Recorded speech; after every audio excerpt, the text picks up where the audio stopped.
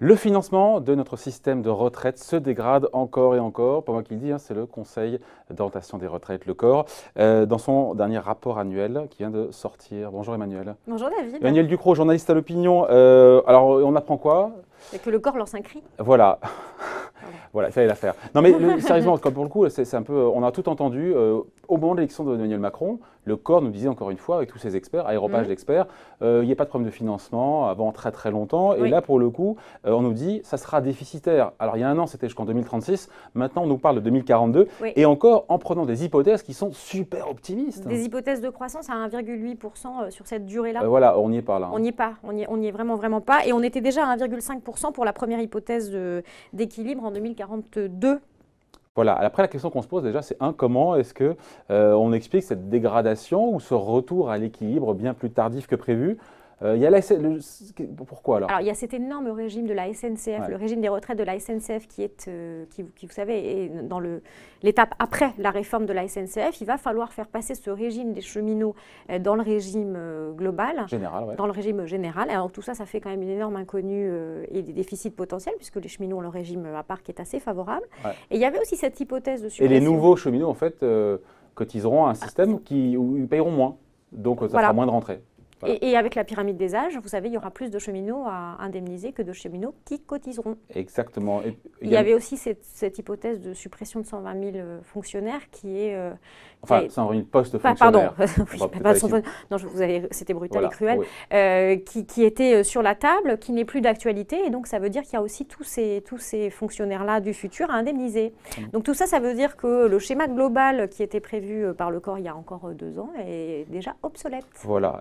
L'équilibre, on a dit, c'est 2042 et puis 2036 avec 1,8% de croissance. Si la croissance, c'est de 1,5%, l'équilibre, c'est 2056. Et puis, si la croissance tourne à 1%… Alors là, c'est 2070, David. Autant vous dire que ni vous ni moi ne verront probablement à cette hypothèse-là l'équilibre du régime des retraites. Oui, mais avec encore une fois une croissance qui est potentiellement autour de 1%, ce qui n'est pas impossible du fait du vieillissement, du fait, on en parle régulièrement, des gains de productivité qui sont moindres.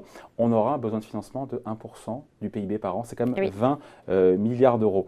Voilà. Et ça représente quand même 13,8%. Actuellement, 13,8%. Les dépenses de retraite. Les dépenses de retraite. Ce sera encore 11,8% en 2070, dans l'hypothèse optimiste d'un équilibre. Ça veut quand même dire que ce thème-là va quand même continuer à peser sur notre économie très très fort en l'état actuel des choses. Emmanuel, on n'est pas là pour faire peur, loin de là, parce que 2030, 40, 50, 110, c'est une éternité pour tout le monde. À horizon, on va dire plus court terme, d'ici 2022, si on ne modifie pas, ce que nous dit le COR, si on ne modifie pas les conditions, à savoir des taux de cotisation plus élevés, une durée de cotisation, l'âge légal de départ à la retraite, etc., le déficit, nous dit le COR, 10 milliards en 2022.2022. De 0,2% à 0,4% du PIB. C'est, pour être précis, c'est à 9 milliards. Et là, on se dit, attendez, 9 milliards d'euros, il y a rien de grave, je veux dire, en 2022. Oui. Ben non, mais il va quand même falloir remettre un petit peu à plat tout ce qu'on avait prévu là, puisque toutes les hypothèses se dégradent. Donc ça veut dire qu'avant cette grande réforme systémique des retraites qui est dans les tuyaux, il va falloir déjà ajuster maintenant une espèce de petite réforme des retraites, parce que je vous rappelle qu'il y a des mesures qui ont été annoncées, la revalorisation des petites retraites de moins de 1 000 euros, la revalorisation des retraites inférieures à 2 000 euros aussi. Ça fait 1,5 milliard en plus dans le budget d'ici à 2020. Donc ça veut dire que déjà, il faut resserrer les premiers boulons avant de se préoccuper de cette grande réforme systémique, unifiée à point qu'on voudrait d'ici 2025. Grande réforme, mais qui n'a pas pour objet de faire des économies, encore une fois. Ça n'est pas l'objectif affiché. On parle de plus d'équité et de plus de confiance dans le système. C'est le mot d'ordre. Quand on écoute les partenaires sociaux, pour eux, il n'y a pas de dégradation de la santé financière. C'est vrai que 9 milliards d'euros, on se dit que c'est à peu près gérable. Après, encore une fois, voilà, il faut. La question, c'est est-ce que le gouvernement se dit, voilà, il va falloir boucher les trous?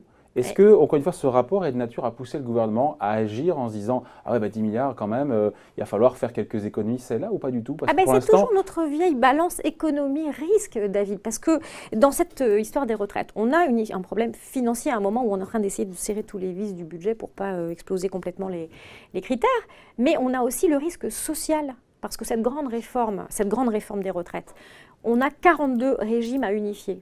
Ça veut dire des changements pour à peu près tout le monde et des déceptions pour à peu près tout le monde. Le risque social, il est énorme. Et il y a notamment quelques points de crispation.